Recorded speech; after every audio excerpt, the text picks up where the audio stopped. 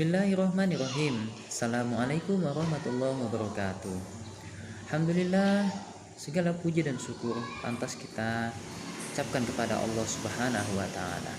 Sholawat beriring salam tak lupa kita aturkan kepada Rasulullah Shallallahu alaihi wasallam serta kepada para sahabat dan pengikutnya yang istiqomah, dan semoga kita termasuk dalam golongan orang-orang yang istiqomah tersebut. Oke, apa kabar anak-anakku sekalian? Semoga kalian dalam keadaan kondisi sehat walafiat dan dalam kondisi keimanan dan ketakwaan yang selalu meningkat dari hari ke harinya. Oke, pada hari ini Ustadz akan menyampaikan materi lanjutan kita pada tema ketiga ini, Mupel ilmu pengetahuan alam, yaitu materinya adalah mengenal bagian dari tumbuhan dan fungsinya. Silahkan disaksikan video singkat ini, semoga bermanfaat, dan assalamualaikum warahmatullahi wabarakatuh. Bismillahirrahmanirrahim. Assalamualaikum warahmatullahi wabarakatuh. Hari ini kita akan melanjutkan kembali pembelajaran kita, materi tentang mengenal bagian tumbuhan dan fungsinya pada tema ketiga.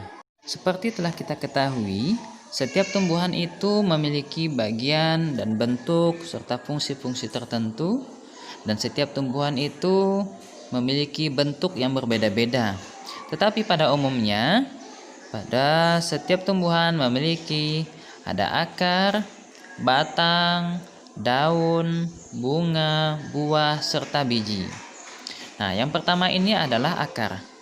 Akar merupakan bagian tumbuhan yang tumbuhnya itu di dalam tanah, dan dia mengikuti arah gravitasi bumi. Nah, secara umum akar ini dibagi menjadi dua jenis, yaitu akar serabut dan akar tunggang. Sedangkan akar serabut dimiliki oleh tumbuhan yang berkeping satu. Contohnya adalah padi dan jagung. Nah, berkeping satu atau nama lainnya adalah monokotil.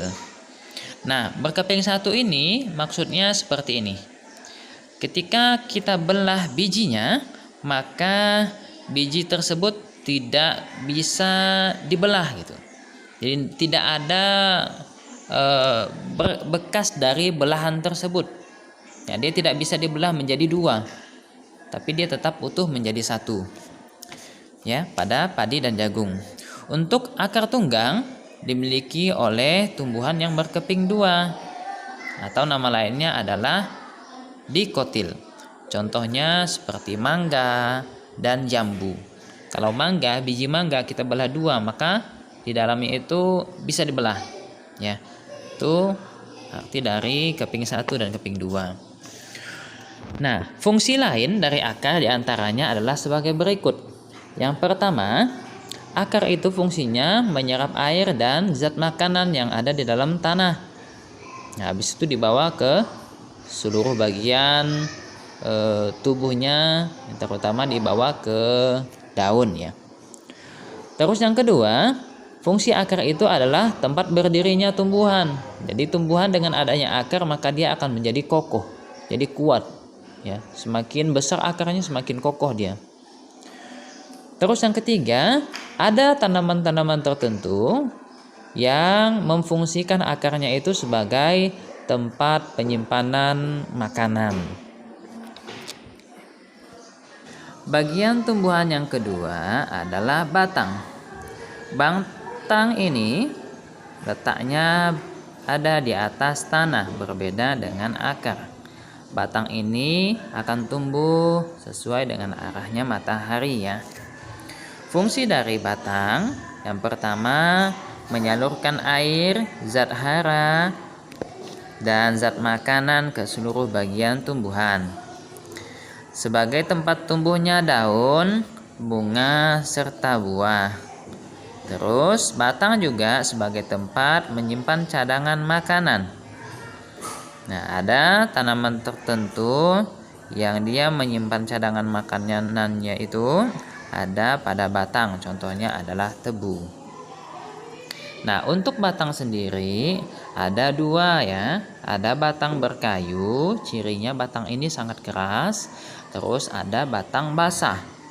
Cirinya banyak mengandung air, mudah rapuh, dan biasanya juga berongga. Contohnya seperti bayam, terus seledri, terus rumput, ya seperti itu. Tumbuhan yang ketiga adalah daun. Daun ini fungsinya sebagai tempat memasak atau fotosintesis. Fotosintesis ini proses membuat makanan pada tumbuhan yang dibantu oleh cahaya matahari. Selain itu, fungsi dari daun adalah sebagai tempat penguapan, tempat pernafasan. Nah, daun dibagi menjadi beberapa jenis. Ada yang bentuknya itu menjari, menyirip, dan sejajar. Bagian yang keempat adalah bunga. Bunga ini berperan penting dalam perkembangbiakan tumbuhan, karena pada bunga terdapat alat perkembangbiakan seperti putik dan benang sari. Bagian selanjutnya adalah buah. Buah ini merupakan hasil dari perkembangan dari bunga. Jadi setelah dia melalui bunga, maka dia akan lanjut ke proses buah. Tapi tidak semua bunga itu menghasilkan buah ya. Terus untuk selanjutnya, dari buah ini, maka di dalam buah akan menghasilkan yang namanya biji. Nah, biji inilah yang biasanya digunakan sebagai proses regenerasi atau proses penanaman kembali ya. Jadi menjadi calon dari tanaman muda. Ini bisa ditanam bijinya, setelah itu dia akan menghasilkan tanaman yang baru. Oke, itu adalah bagian-bagian dari tumbuhan, dari mulai daun, tang, akar, bunga, buah, serta biji. Oke, silahkan bertanya jika materi ini kurang dimengerti ya. Kita tutup dengan hamdalah. Alhamdulillahirabbil alamin. Assalamualaikum warahmatullahi wabarakatuh.